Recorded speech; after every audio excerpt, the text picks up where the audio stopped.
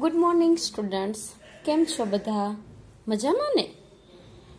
ધોરણ 9 page number 102. બરાબર, આપણે એનો પહેલો અને બીજો બે પેરેગ્રાફ જોયા કાલના લેક્ચરમાં. હવે આપણે ત્રીજો પેરેગ્રાફ જોવાનો છે. તો ચાલો આપણે જોઈએ. બધાએ લીથો કાઢી લીધો છે?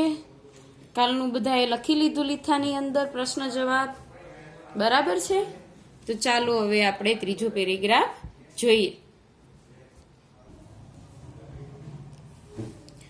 ત્રીજા પેરેગ્રાફમાં જોઈએ આપણે, we are the birds of the same nest, એટલે કે આપણે એક જ માળાના પક્ષીઓ છીએ. We may wear different skin, આપણા બધાની સ્કીન કેવી છે? તો કે ડિફરન્ટ, અલગ અલગ છે. ડિફરન્ટ ક્લોથ્સ, અલગ અલગ કપડાં પહેરીએ છીએ. સ્પીક ડિફરન્ટ લેંગ્વેજીસ, લેંગ્વેજીસ એટલે કે ભાષા, અને સ્પીક એટલે કે બોલવું. બરાબર છે, આપણે બધા અલગ અલગ ભાષાઓ બોલીએ છીએ. બિલીવ ઇન ડિફરન્ટ રિલિજન્સ, અલગ અલગ ધર્મમાં માનીએ છીએ. કોઈ હિન્દુમાં માને છે, કોઈ મુસ્લિમ ધર્મમાં માને છે, તો કોઈ ક્રિશ્ચિયન ધર્મમાં માને છે. બિલોંગ ટુ ડિફરન્ટ કલ્ચર્સ, આપણે બધા અલગ અલગ સંસ્કૃતિમાંથી આવીએ છીએ. At we share the same home our earth, આટલું અલગ હોવા છતાં આપણું ઘર તો એક જ છે. કયું? તો કે આપણી પૃથ્વી. સમજાણું તમને આ સેન્ટેન્સ? કે આપણી સ્કિન અલગ છે, આપણા કપડાં અલગ છે, આપણી ભાષા અલગ છે. ગુજરાતમાં હોય તો ગુજરાતી આવી જાય, મહારાષ્ટ્ર બાજુ જાય તો મરાઠી ભાષા આવી જાય. બરાબર છે. અલગ અલગ ધર્મમાં માનીએ છીએ, અલગ અલગ સંસ્કૃતિમાંથી આવીએ છીએ. આટલા ડિફરન્સીસ હોવા છતાં આપણે એક જ ઘર એટલે કે આપણી પૃથ્વી ઉપર જ બધા રહીએ છીએ. Born on the same planet, આપણે આટલા અલગ છીએ છતાં પણ આપણા બધાનો જન્મ એક જ ગ્રહ ઉપર થયો છે. પ્લેનેટ એટલે ગ્રહ. Covered with the same sky, એ આખી જે પૃથ્વી છે આપણા બધા ઉપર એક જ સરખું આકાશ જોવા મળે છે.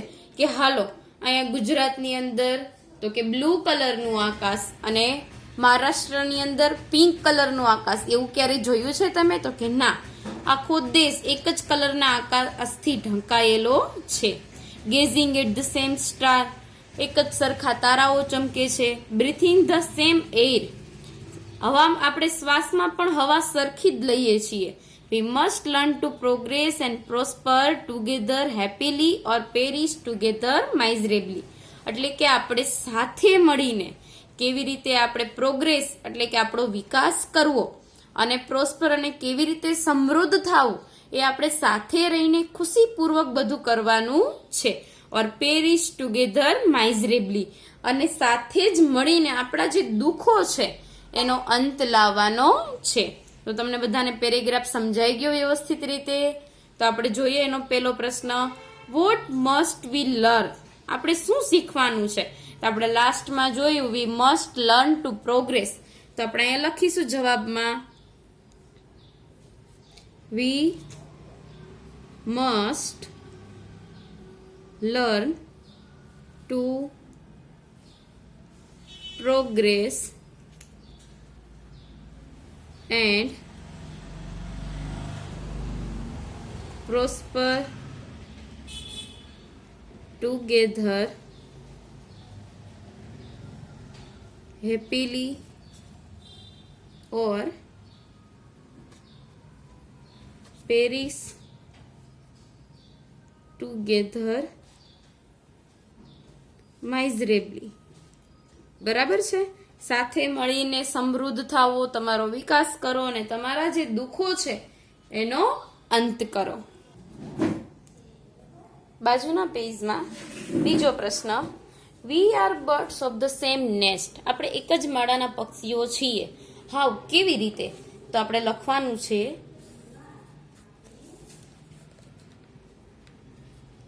વી are the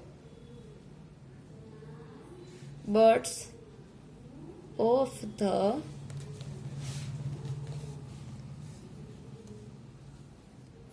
same nest. We may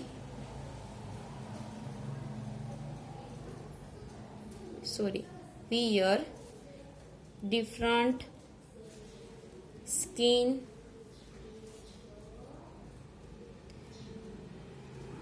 different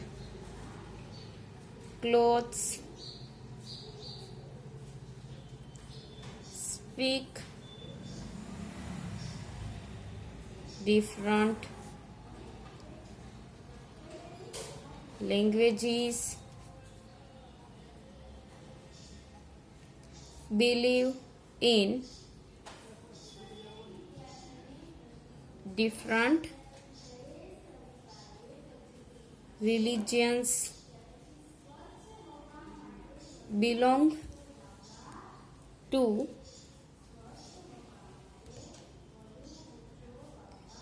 different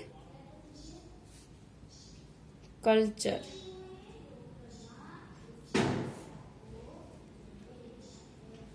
But we share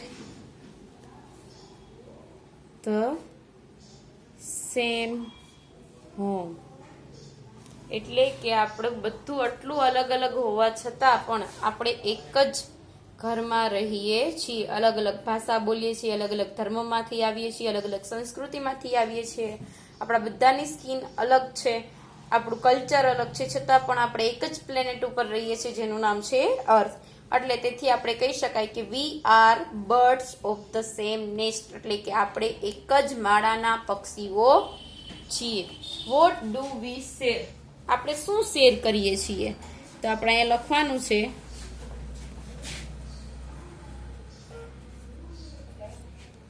we share the same sky, gazing at the same stars,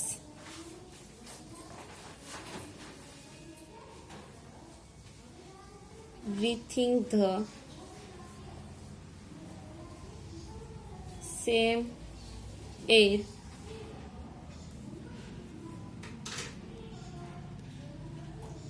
etc.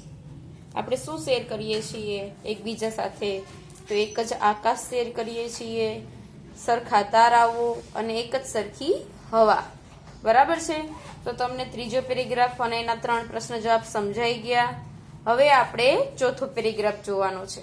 ચોથા પેરેગ્રાફમાં શું કીધું છે? તો કે our idea of peace does not mean just a state of no war, કે આપણો જે શાંતિ માટેનો જે વિચાર છે એનો મતલબ એવો નથી કે ક્યાંય પણ રાજ્ય લેવલે ક્યાંય યુદ્ધ ન થવું જોઈએ. Neither is it limited just to men or countries and communities. આ માત્ર લિમિટેડ એટલે કે મર્યાદિત, કે કોઈ માણસ, કોઈ દેશ અથવા તો કોઈ સંસ્થા માટે ખાલી મર્યાદિત નથી.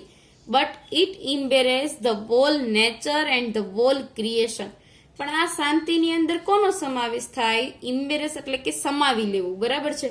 તો કે whole nature એટલે કે જેટલું પણ કુદરતી છે બધું, એ બધી જ કુદરત અને એનું ક્રિએશન, એનું સર્જન, આ બધી જ વસ્તુનો એમાં સમાવેશ થાય છે. સમજાણું? તો કે આપણો ખાલી એમ કે શાંતિથી રહેવું એટલે એનો મતલબ એવો નહીં કે રાજ્ય લેવલે કોઈ દેશમાં કે યુદ્ધ ન થવા જોઈએ. બરાબર છે? પણ જે કુદરત છે અને એનું જે સર્જન છે એમાં આપણે શાંતિથી રહીએ, એને શાંતિથી જાળવણી કરીએ, એ આપણો મેઇન હેતુ હોવો જોઈએ. What does our idea of peace mean? બરાબર છે? તો આપણે પહેલી જ લાઈનમાં લખવું છે our idea of peace does not mean just a state of no war. To what is our idea of is not limited. આપણો જે શાંતિ માટેનો જે મંત્ર છે, જે વિચાર છે, એ કોના માટે મર્યાદિત નથી. બરાબર છે? તો આપણે લખવાનું our idea of peace is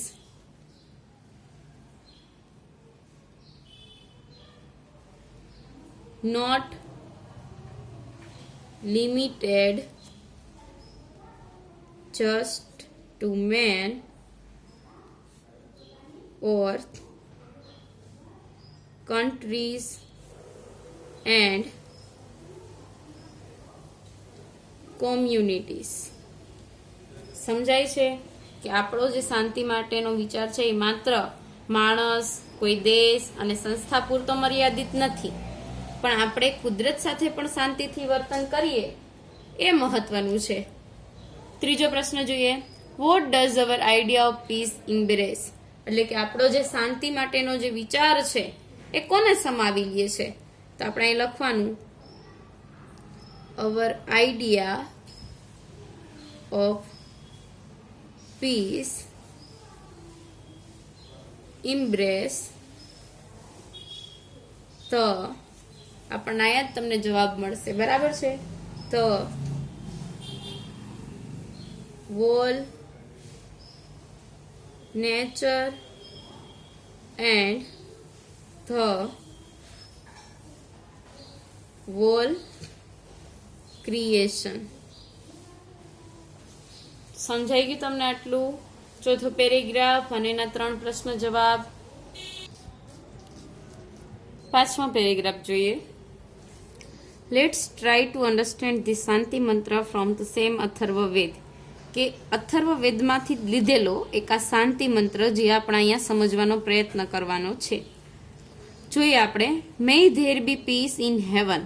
heaven means કે સ્વર્ગ, કે સ્વર્ગમાં પણ શાંતિ બની રહે. પીસ ઇન સ્પેસ, અવકાશમાં પણ શાંતિ રહે. પીસ ઓન અર્થ એટલે કે પૃથ્વી ઉપર પણ શાંતિ રહે. May there be peace in trees, peace in vegetation and plants એટલે કે વૃક્ષો, ફૂલ છોડો, જે શાકાહારી બધા જે ઝાડવાઓ છે એ બધા જ પેડ પૌધોમાં શાંતિ જોવા મળે. May there be peace in our gods and in an entire creation એટલે કે આપણા જે પણ કાંઈ ભગવાન છે અને એનું જેટલું પણ સર્જન છે એ બધી જ વસ્તુઓમાં શાંતિ જોવા મળે. May there be peace everywhere and be it only peace. બધી જ બાજુ શાંતિ જોવા મળે, માત્ર ને માત્ર શાંતિ. ધેટ પીસ આઈ પ્રે કે આ એ શાંતિ છે જેની હું પ્રાર્થના કરું છું. ઇમ્બ્રેસ માય બિંગ એટલે કે મારું જે અસ્તિત્વ છે એનો પૂરેપૂરો સમાવેશ એ શાંતિમાં થઈ જાય. This mantra warn us not to disturb nature, not to abuse, pollute or destroy our surroundings up to heaven. એટલે કે આ મંત્ર આપણને ચેતવણી આપે છે. વોર્ન એટલે ચેતવણી આપી. શેની ચેતવણી આપે છે? કે નોટ ટુ ડિસ્ટર્બ નેચર એટલે કે કુદરતને ખલેલ પહોંચાડવી જોઈએ નહીં. નોટ ટુ એબ્યુઝ એનો નાશ કરવો જોઈએ નહીં. Pollute or destroy our surroundings up to the heaven કે આપણો જે આસપાસનો વિસ્તાર છે, સરાઉન્ડિંગ એટલે શું થશે? તો કે આસપાસનો વિસ્તાર, આપણી જે આસપાસનું વાતાવરણ છે સ્વર્ગ સુધીનું, એને આપણે પ્રદૂષિત ન કરવું જોઈએ, એનો નાશ કરવો ના જોઈએ. In trying to master and gate benefit of our ecology તો કે પર્યાવરણના માલિક બનવાના પ્રયત્નમાં અને એના ફાયદા ઉઠાવવામાં વી આર સિમ્પલી સામાન્ય રીતે ડિસ્ટ્રોઈંગ અવર સેલ્સ આપણે આપણી જાતને જ નુકસાન પહોંચાડીએ છીએ. અવર ઓન નેસ્ટ આપણી જાતને તો નુકસાન પહોંચાડીએ છીએ પણ આપણા માળાને એટલે કે આપણી પૃથ્વીને પણ નુકસાન પહોંચે છે. True peace will prevail only when man live in peace with nature, divine forces and ultimately himself. સાચી શાંતિ ક્યારે જોવા મળશે? કે જ્યારે માણસ જે છે એ કુદરત સાથે શાંતિથી વર્તન કરે. ડિવાઇન ફોર્સિસ એટલે કે જે આધ્યાત્મિક તાકાતો છે એની સાથે શાંતિથી રહે અને અલ્ટિમેટલી અને પહેલા તો પોતાની જાત સાથે શાંતિથી રહે, ત્યારે જ ખરેખર વાતાવરણમાં શાંતિ જોવા મળશે. તો પાંચમો પેરેગ્રાફ તમને બધાને સમજાઈ ગયો. હવે એના જે પ્રશ્ન જવાબ છે એ આપણે કાલના લેક્ચરમાં જોશું. બરાબર છે? તો આજના લેક્ચરમાં બસ આટલું જ.